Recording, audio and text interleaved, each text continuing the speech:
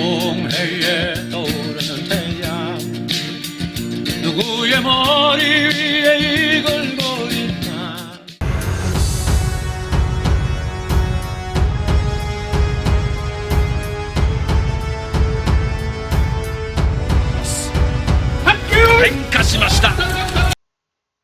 여기 보면은 조선, 카라사르, 홀본, 옛날 졸본부여 앞에 분 홀본이죠. 해본, 그리고 한국, 카라쿠니, 그리고 일본. 이것은 모두 같은 의미를 지니면서 다른 말이다. 이런 말이 되겠습니다. 그 뜻은 그런데 하나로서 카라이다. 카라는 해의 땅이라는 뜻입니다. 그러니까 이 조선, 홀본, 한국, 일본이 뜻으로, 즉 훈으로 읽을 때는 카라가 될 수밖에 없다. 여기 보면은 한국인의 야만 개척사라고 이렇게 제가 써놨는데, 이게 동아시아 문명사를 저는 이렇게 하는 거예요. 여기 보면은 위에서부터 읽어보면서 설명하겠습니다. 홍산인의 문명 개척사. 이거 뭐냐면은 지금의 요하 문명, 요하의 서쪽, 지금의 적봉, 조양 지역의 고대에 중국의 황하 문명보다 앞선 문명이 있었어요. 그 당시 기후가 한반도가 거의 아열대 기후고 거기가 온대 기후죠. 몽골 초원에 비가 많고, 그러니까 북태평양에 장마철이 되면은 태풍이 만주까지 올라가는 그런 시대였다 이렇게 볼 수 있죠. 그리고 그 홍산인들은 농경을 지었어요. 농경을 했어요. 기장을 재배하고. 그러니까 그 당시에 뭐냐면 산동반도는 두 개의 섬이고 지금 항하 하류는 늪과 일부분은 바다로 덮여 있고 이렇게 돼 있는 거죠. 그런 시대에 그 동아시아 문명의 주도는 누구였냐면 요하 문명이 있어요. 그게 바로 가장 마지막에 있었던 사람이 홍산인들인데요. 홍산문화.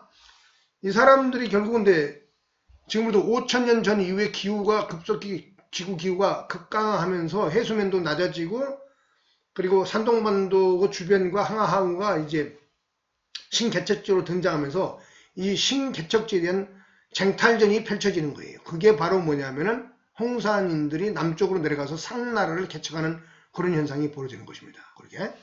그러니까 홍산인, 요하 지역에서 황하 중하리 하북 지역으로 내려가는 그 배경에는 뭐냐면은 지구 기온 변화에 있다. 급강하. 그래서 해수면이 10m 낮아지고, 그러니까 산동반도와 그 중국 대륙이 연결되면서 그 중간지대인 산동반도 서쪽에 이 황하 중하류가 이제 일부는 늪이고 강이면서도 이게 평야로 변하는 거죠. 그다음에 이제 석은기가 빠지면서 그게 농사를 지을 수 있는 땅이 되니까 신개척지죠.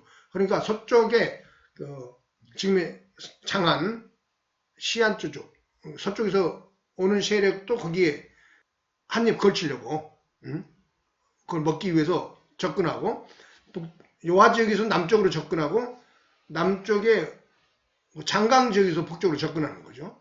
그러면서 거기에서 쟁탈전이 벌어지는 그런 일이 벌어지는 겁니다. 그런데 북방에서 내려오는 사람들이 이미 선진 문명이기 때문에 그네들이 그 선진 문명을 가지고 중원에 와서 대단한 문명을 꽃피우죠. 그럼으로써 중국이 중원 대륙이 본격적으로 역사의 시대라 부를 수 있는 시대로 가는 겁니다. 즉 문자를 발견하고 갑골문, 청동기를 사용하고, 그 다음에 국가는 요즘 같은 국가는 아니지만 그런 음락 체제의 국가를 만들어내는 그러한 새로운 역사 시대로 진정한 문명이 시작되는 거죠. 그게 바로 상나라입니다. 17세기. 그러니까 고도 문명이 중원을 개척하는 거죠. 기후 변화에 의해서, 즉 황하하루의 신개척지의 쟁탈전이 펼쳐진다 이렇게 보는 것입니다. 그런데 그 상나라가 망하면서 상이 이제 새로운 중원 문명을 제대로 열었잖아요. 문자도 만들고 갖고는 그리고 청동기도 썼고. 근데 이 사람들이 뭐냐면 망하죠. 서쪽에서 온 하화족에게 망하면서 주나라가 서고 이 세력이 북방으로 도망가죠. 이제 또 유민이 발생하네요. 그 유민의 한 사람이 기자라는 사람이었다. 그래서 중국 사서에는 기자를 조선의 왕으로 봉했다는 그런 내용이 나오는데, 그 조선은 한반도의 조선이 아니고 베이징 지역과 요하에 가까운 그 지역의 어디가 바로 기자 조선. 그러니까 상나라의 세력이, 그러니까 고도의 문명 단계의 수준에 있었던 사람들이 또 한 번 북방으로 이동해 나가는 거죠. 그 사람들이 이제 나중에 만주 지역, 서만주 지역으로 접근하면서 그 지역을 야만의 시대죠. 그동안 그 지역을 야만의 시대를 중화 문명화시키는 그런 단계로 바뀌는 거죠. 그래서 1046년, 기원전 1040년, 기원전 10세기, 11세기 정도에 상나라가 망했는데 이들이 동북방 만주로 들어오면서 기원전 5세기 정도가 되면 부여가 본격적으로 역사서에 등장하게 됩니다. 그게 뭐냐면 그 이전 시대는 조선인 거죠. 조선. 그러니까 그 조선이 이제 그 지역의 원주민하고 결합을 해가지고 새로운 족속이 만들어지는 거예요. 근데 그게 원주민은 제가 보기에는 몽골 선백이었다고 저는 생각하고 있어요. 신라인이 중원에서 낭랑 조선인들이 할지 진안 교체기에 그 전쟁 난민이 진안에 와가지고 여기 한반도에 원주민하고 섞여서 한국어가 만들어지듯이 그 당시에 상나라의 세력이 만주로 들어가면서 그 지역의 몽골 선비계와 섞이면서 부여 족속이 만들어지고 그들의 언어가 부여어가 되는 거예요. 그래서 부여 계통의 언어와 몽골 선비 계통의 언어가 유사하다고 볼 수 있습니다. 알타이 계통으로서. 그러지만은 몽골 선비가 그 생이라면, 즉 날것, 아직 문명화되지 않은, 중화 문명화되지 않는 사람들이라면은 부여는 만주 지역은 또 반농 반목을 하기 때문에 유목지대하고 다르게 여진 비슷하게 숙여진이고 생여진이 있잖아요. 날 것이 아니고 익은 중국 문명화된 새로운 족속이 등장하는 거다. 다양한 결혼 동맹과 이합 집산 속에서 그 다음에 언어도 통합되어 가고 만들어지고 그러면서 그게 부여가 되는 것이고 그게 부여족이 되는 거다. 그래서 그 기간이 한 500년 지나면서 숙성되면서 역사서에 기원전 5세기 정도의 만주 지역에 부여족이 나타나는 거예요. 부여라는 나라가 나타나는 거예요. 그러니까 비원전 1046년에 망하고 그로부터 500년 정도는 공백기가 존재해요. 만주 지역에 특별한. 그걸 우리는 조선이라고 보는 거죠. 조선. 조선. 아사달이죠. 아사달. 그러니까. 역사서에 없어요. 그거는. 근데 여기에 상나라 사람들이 문자를 쓰고 중국어를 좀 쓰고 중국어 말을 하는 그런 경향의 사람들이 있지 않았겠습니까? 이 사람들이 그 각골문 한자 그런 것들을 가지고 와서 아사달 지역에 와가지고 그쪽에 이제 명칭을 붙이는 게 이제 중국식 한자로 명칭을 붙이게 되죠. 음차에서. 그게 아사달이 조선이 된 거죠. 아침조자, 깨끗한 선자. 아사달을 한자. 본격적으로 이제 한자는 아닌데 각골문 스타일, 중원 스타일의 문자로서 그게 기록이 발생하면서 조선이란 말이 그러니까 아사달이 먼저 있고 그 다음에 조선이 나중에 조선이라는 말이 생기는 거죠. 그리고 이 조선이 결국 나중에 숙신도 되고 다양한 음차가 나타나는 거죠. 하여튼 이것이 바로 뭐냐면 부여족이다. 이 사람들이 결국은 나중에는 또 한반도 기원전을 통해서 한반도 남부로 이동하면서 한국인들이 또 새롭게 이쪽에 한반도 지역의 사람들과 섞이면서 오늘의 한국어의 모양으로 또 변해가고 일본으로 들어가면서 일본어가 되는 것입니다. 근데 그 주도 세력이 부여였다. 그래서 한국인의 역사의 고향은 부여의 경향이 강하다. 그리고 그것은 상나라의 멸망과 관계가 있고 그 상인들은 원래 북방에서 내려왔던 중원 개척의 창시자, 문명의 창시자들이었다.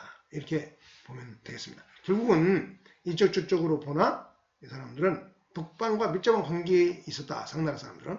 그래서 부여는 상나라와 몽골 선비계의 결합이라고 우리는 해석을 해야 된다. 이게 바로 뭐냐면 역사를 왜곡하지 않고 보는 거예요. 정확하게. 이런 식으로 역사를 해석이 됩니다. 있는 그대로.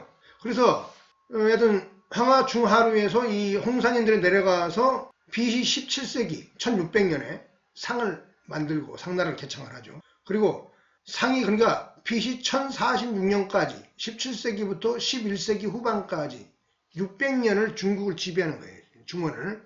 600년이면 우리가 조선 500년 하면 얼마나 긴 시간입니까? 지금 생각해 보면. 근데 그보다 100년이 더 많아요. 600년에 중원화된 거죠. 중원 그 본토백이 그쪽의 사람들. 중국 티베트 언어를 쓰는 사람들의 일부와 섞이는 거죠. 이게. 그리고 저쪽에서 오는 하와족의 언어도 그 유사할 것을 거라고 보는데 이게 막 엮이는 거죠. 그래서 그러면서 각고문도 만들어지고 중국식 한자가 이제 한자 문화, 한자는 아직 안 나왔죠. 한자라는 것은 한나라가 이후에 이제 바뀌면서 그것들이 한자로 정리되기 때문에 한자라고 그러는데 그것은 이제 한 제국이 서기 한 1000년 가까운 시절 전이기 때문에 어떤 그렇다는 고대 한국이 그래서 요하 요동의 몽골 선비계와 결합해서 부여직이 BC 5세기에 탄생한다. 이네들이 나중에 기원 전후에 고구려, 백제, 신라, 가야, 일본으로 확산되면서 고대 한국인이 탄생하게 된다. 이게 한국인의 야만 개척사를 왜 넣냐면은 그래서 이게 뭐냐면은 부여인의 야만 개척사다. 아까는 상나라 사람들의 야만 개척사이고 이제는 그 상나라인들이 아니고 몽골 선비계와 섞인 부여인들의 야만 개척사가 고구려, 백제, 신라, 가야, 외가 되는 것이다. 일본의 외. 그리고 이제 신라가 삼국 통일한 이후에 이제 한 200~300년 지나고 나서 신라가 918년에 고려가 서고 이런 과정에 이제 신라가 점점 기울어 갈 때 중세 10세기 정도 되면은 이 금나라를 세웠다는 완연 아골타의 선조인 금준이 바로 이 신라에서 여진으로 들어갔다는 기록이 있는데요. 그걸 생여진, 근데 재밌는 것은 수교진에 간 게 아니고 생여진에 들어갔어요. 생여진. 이 생이란 말에 우리가 포커스를 맞춰야 됩니다. 왜 그러냐? 수교진은 부여 같은 족속인 거예요. 이게 뭐냐면 문명화된 사람, 수준이 높아. 근데 생여진은 뭐냐? 아직 야만의 때를 벗지 못한 아주 야만적인, 문자도 잘 안 쓰고. 그러니까 이게 신라에서 문명 생활하고 농경사회에서 국가도 운영해봤던 귀족 엘리트가 신라가 기우는 과정 속에서 가서 개척하기가 좋잖아요.